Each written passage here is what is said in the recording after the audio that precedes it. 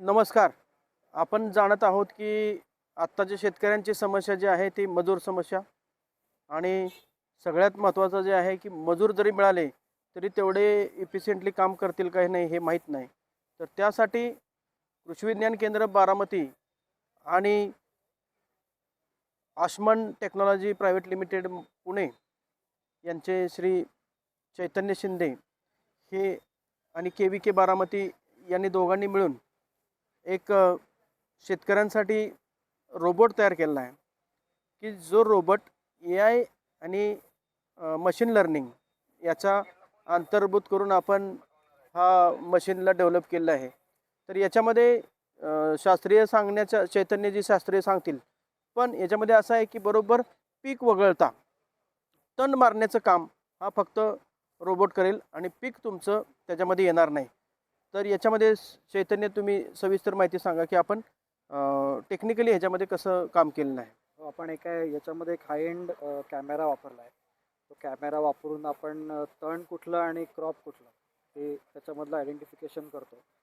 जर तण असेल तर तो एक स्पॉट करतो त्या एरियामध्ये की एक्झॅक्ट पोझिशन काय. त्यावेळी थोडक्यात सांगतो तुम्हाला की तणाला हा लाल रंग देतोय आणि ज्यावेळी पिकात जातो पीक असेल तर तो ग्रीन घेतो आणि तो जाळण्याचं काम आता चालतंय की रेड जेवढं दिसतंय तेवढं सगळं जाळण्याचं काम हा रोबोट करत आहे आणि त्यासाठी लेझरचा वापर केला आहे. तर तो लेझरची क्वालिटी काय आहे सांगाल?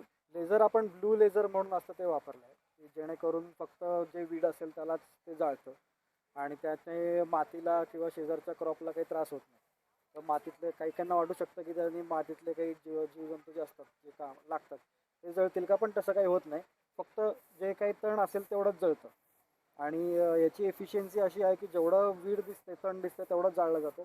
क्रॉप सेपरेट राहतं आणि तण सेपरेट राहतं, त्यामुळे क्रॉपला पण काही प्रॉब्लेम येत नाही. मग त्याच्यामध्ये पण असं डिटेक्शन केलेलं आहे आम्ही की रुंद पानाची तणं, गवतवर्गीय तणं आणि मुख्य पीक. मुख्य पीक हिरव्या रंगात दिसेल तो ग्रीन सिग्नल दाखवेल. रेड हा रुंद पाण्याचे तण असतील आणि निळ्या रंगाचं जर बघितलं तर तो गवतवर्गीय तण असेल तर तेवढी तो जाळेल. तो बरोबर लहान अवस्थेत असताना जाळेल. साधारण 3 ते 4 पानाचं तण असताना आपण तणनाशक मारण्यापेक्षा याचा फायदा होणार आहे, कारण तणनाशकाचा दुष्परिणाम जमिनीवर होतो आहे आणि त्याच्यामुळं आपल्याला पण त्या नकळत जमिनीच्या जीवाणूंवर त्याचा परिणाम होत असतो किंवा त्याचे काही अंश आपल्या पोटामध्ये जात असतात. तर हे सर्व टाळण्यासाठी सेंद्रिय शेती करणाऱ्या लोकांसाठी किंवा मजूरच्या समस्या संपवण्यासाठी आपण या रोबोटचा प्रयोग केलेला आहे. तर 1 एकर क्षेत्रासाठी आपल्याला साधारण वेळ किती लागेल हा काय अंदाज आहे? तर साधारण आत्ता पूर्ण हा रोबोट बॅटरीवरती चालतो.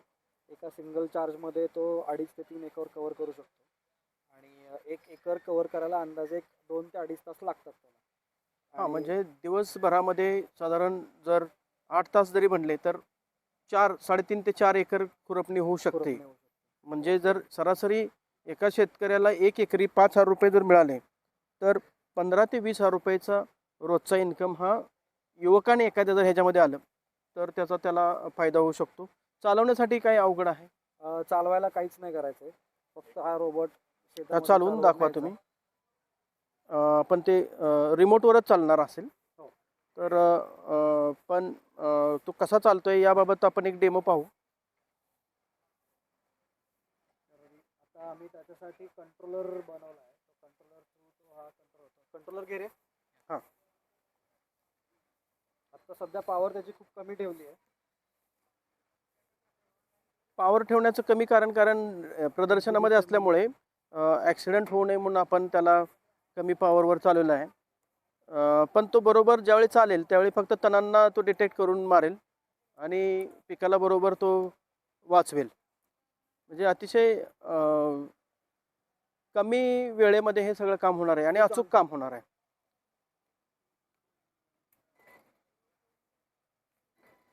तर हा रिमोटवर ऑपरेट करत आहेत.